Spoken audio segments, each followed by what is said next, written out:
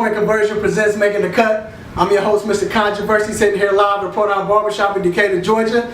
You know I got my man in crime, Big Juggernaut. What's up, baby? I got my boy, Will the Sports Guru. Hey, man. And today's topic, we're talking about the greatest running back. If you had to pick a team, if you had to start a team, which running back in history would you start your team with?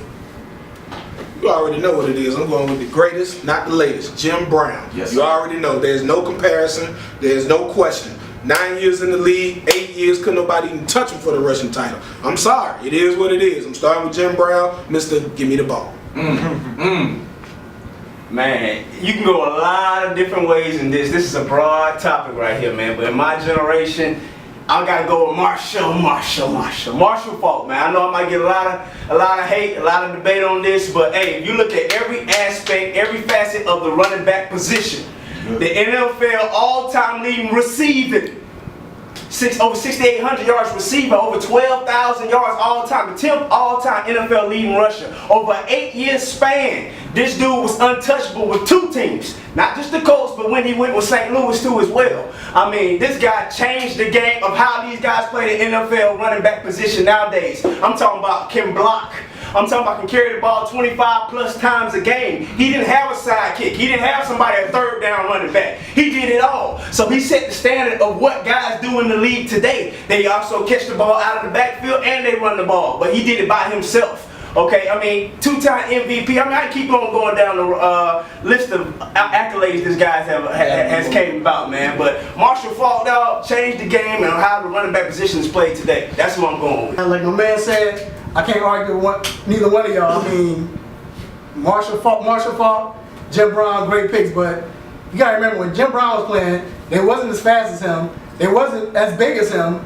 So, I mean, he was great, and I think he would be good. No, it's not, but I'm saying His level of competition. the competition wasn't there. Marshall, like you said, everything you said was great, but at the same time, you look who Marshall played with. Marshall always had great receivers, a great quarterback, a great line. So, not taking nothing away from him, I'm just saying. So, my pick, not being biased, you got to go with Walter Payton. Walter Payton was the first running back who could catch, who could run, who could block, who would throw touchdown passes. If you look at it, I mean, you're talking about when you need 3 yards.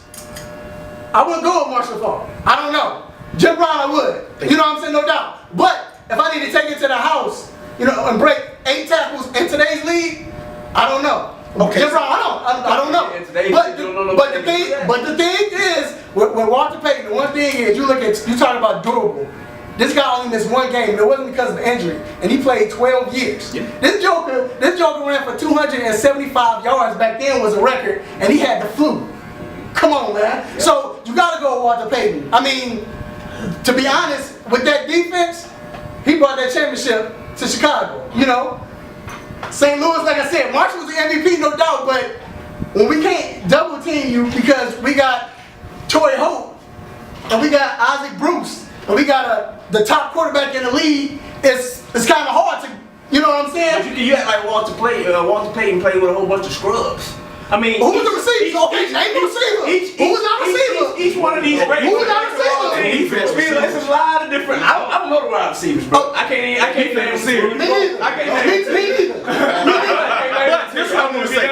To your point, I understand what you're saying about Marshall. He wasn't double team, he wasn't triple team, but Jim Brown was. And he still did what he did. Walter Payton missed 1 game. Jim Brown never missed a game. But you know, this is what I'm trying to say. And to comparison to what y'all saying today, when I look at Adrian Peterson, I look at that as a son of Jim Brown. I look at that under the lineage of Jim Brown. If I look at LaShawn McCoy, I look at that under the lineage of Marshall Faulk, like what y'all talking about. Right. But who would you take, Adrian Brown or LaShawn McCoy? I mean, Adrian Peterson. You take Adrian Peterson because he's barbecuing dude. That's what I'm talking about. When you are the focal point and you still do what you do, that is the point. That's what I want.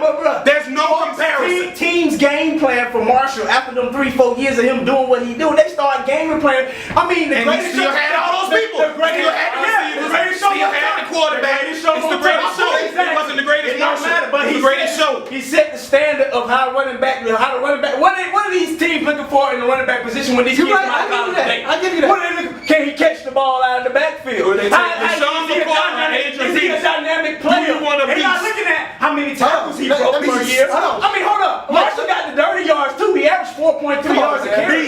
Beast. Yes, he did. Beast. That's every second, third. You acting like Marshall Faulk just hit the sideline. I didn't say that. I didn't say that. He hit the hole, dog. I didn't say that. I didn't say that. Nobody taking nothing away from We you. hit the whole better Jim Brown. We not saying that. What we saying is with Marshall was great. Marshall the smartest one. Hold on. Finesse. He versus power. He was the smartest running back. But my thing is, if Jim Brown had two great wide receivers, Hall of Fame wide receivers would say, I think they're going to be the best. Hold on, wait, let me finish. Hall of Fame wide receivers, a top two quarterback, the top quarterback. He was the MVP the year before. Marshall got it. MVP, a great line. Do you think Walter Payton and Jim Brown, dog, Walter Payton would have had 25,000 yards? Dog, come on, man. Jim Brown had 3,000. And my thing is, with Walter Payton, when he would get hit behind the line. Matter of fact, he used to tell his lineman, yo, don't hit the first guy. I got him. You just get that second one.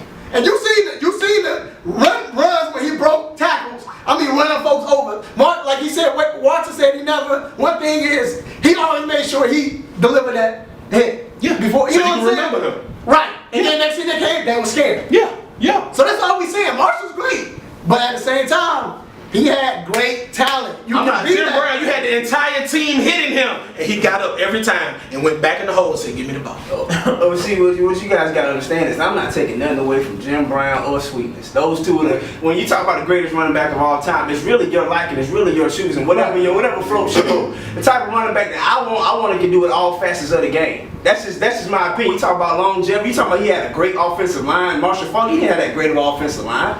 He was still coming out there, and then when folks game plan for him, and then they had, it don't matter if you have two top-notch wide receivers and a great quarterback at the same time. No, it don't matter. Oh my God! Did Barry Sanders have all that? Barry Sanders did what he did. So why you put Marshall Faulk before Barry Sanders? Why you put Marshall Faulk before Barry Sanders did? I'm telling you, I didn't put him. We didn't say name him. We said who would you go with if you had to start a team. You didn't say name who's the best all-time wide receiver. So that's what I'm saying. Why are you going with Marshall Faulk over a guy like Barry Sanders, who you just made your comparison to? Because Barry Sanders was one-dimensional in my area. Okay, so one-dimensional. So hold on. One-dimensional. And I don't want all the shake and bake and all that going on. No, Barry Sanders was great. Don't get me wrong. That's what Marshall did. That's what Marshall did. What are you talking about? Marshall shaking back. Marshall shaking people out his shoes. Started with San Diego State. Marshall was killing people. I know that three-time All-American. Don't get me wrong.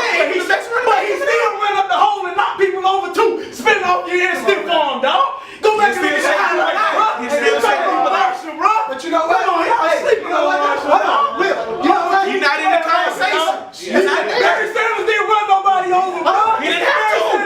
He didn't have to. When you talk about Barry Sanders, look at Ward Dunn. You look at those type of comparisons, bro. Marshall Faulk didn't always. He came with Ward Dunn is not even in the conversation with Barry Sanders. Who was Marshall wide receivers and quarterback there? A young Peyton Manning. He wasn't doing good enough. Oh my God, Peyton Manning. Peyton killed the league except for that first year. He killed the league ever since he came in the league. What are you talking about? What did they call Peyton Manning? The greatest regular season quarterback of all time. Why? Because he's been doing it ever since he's been drafted. But your point is irrelevant by saying that Marshall Faulk is only a good running back based off who he played. No, that's not what we're saying. You're missing our point. What we're saying is, if you game plan for Marshall Faulk, there are other factors on the team that can kill you. There are other factors on the team that can kill you. Like Torrey, like Isaac. But he still got his though. He still got his yards. Okay, you blocked me from running the ball. Okay, he's gonna get his 70 yards. Game plan for him. I game plan. You hold me to 50 yards rushing. I'm still getting 120 yards receiving. And I'm still had 2 touchdowns. And he was okay. I'm gonna block you. I'm gonna block you from doing that. He's a beast, but you can insert anybody in there, man. All we saying is, why you get traded, dog? Because he wanted a new contract. That's why he wanted. And what happened? They tried to get. They drafted Edgerrin James. Right. Who did the same thing he did in the same type of running back. Who did the same thing that he did in the same system? No, he wasn't. Who did the same thing he did in the same? So Edgerrin James was scrub. Edgerrin James scrub. He wasn't no scrub, but he wasn't Marshall Faulk. But he did the same type of thing that Marshall Faulk did. He led the leading rushing his rookie year. Thank you. That's Edgerrin James, dog. That's a whole different type of running back. But that's what we're talking about. What we're talking about is once he insert another person in that system that has a similar skill set, you get results. That's all I'm saying. Y'all downplaying. We're not downplaying. It's not like downplaying. We changed the position of how the running back position is played today. That's all I'm saying. You downplaying by saying he had two RCs and a good quarterback. Get the hell out of here, dog. Name the quarterback, Cleveland. Is a running back. Name the quarterback, Cleveland. Cleveland Browns now? No, Cleveland bad. Cleveland Brown with Jim Brown playing. That's the point. It doesn't matter. It doesn't matter. You can be Joe Blow, the lower man. It don't matter. I never seen Jim Brown play a day in my life, bro. So I'll say this then. We got on you. I'm just picking on you real quick. Go ahead. The only thing about Jim Brown is the fact that, like I said, honestly, he did have a quarterback. He had Otto Graham. So and he had a Hall of Fame coach. You know what I'm saying? Always. So it's just we haven't seen. I think he would be great today, but if you were able to see. At the same time, if I need a game, be real. If I need one game, I'm gonna go with either Marshall. I'm gonna definitely go with Walter. If I can't get Walter, I'm gonna go with Marshall. I would definitely, especially in this day and age, you go with Walter or Marshall. Right, because Jim Brown, they don't run the ball like they did back in the day. Back then, the quarterback position was irrelevant, bro. The team that just won the Super Bowl is a run first team. And Marshawn, who's under the lineage of who I was just talking about, Jim Brown. That's based off defense, bro. We go based off defense, but Marshawn still got his. But Marshawn still got his. Huh? He is the offense. We're gonna wrap it up. You see how we getting heated? That's how we do it here on the 3-point conversion, just making a cut. Why does it always seem like when we're in Pro-Down Barbershop, the level just get raised up? I don't know why. But anyway, this is what we're gonna do. The top 5 running backs, real quick. Barry Sanders, Marshall Faulk, Terrell Davis, Curtis Martin, and Jerome Bettis. Wow, good picks. Go ahead. Emmitt Smith, Jim Brown, of course, Walter Payton, Barry Sanders. Yeah, that's fine. Yeah. Okay, so now we got I got Barry Sanders, of course, Walter. Oh, that's my bad. 4. Oh, go ahead. I was looking at your fingers, man. So, AP? Okay, yeah. So I got Barry Sanders, Walter Payton, Jim Brown, Marshall Faulk. Man, I gotta go with LaDainian Tomlinson. Great man, great. Right, so that's how we do it at 3-point conversion. We're just making the cut. We're here live on Pro-Down Barbershop in Decatur, Georgia. I got my man Big Juggernaut. What's up, man? Will the Sports Guru. I'm Mr. Controversy. We out.